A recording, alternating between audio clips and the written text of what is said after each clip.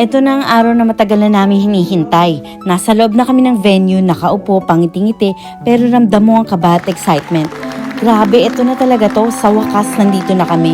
Nag-umpisa sa powerful cultural performance, goosebumps. Parang sinasabi, welcome home! Then came the moment, oath of allegiance. Habang sinasabi namin ng bawat salita, bigat at saya, sabay. Lahat ng pinagdaanan, paghihirap at pag-iintay, super worth it. One by one, tinawag kami, receiving our certificates. Pagbalik sa seat, hawak ko na. Finally, ito na yun, no? Totoo na. Thank you, Lord. Then we watched congratulatory messages from leaders, reminding us what it means to belong here. And then the national anthem.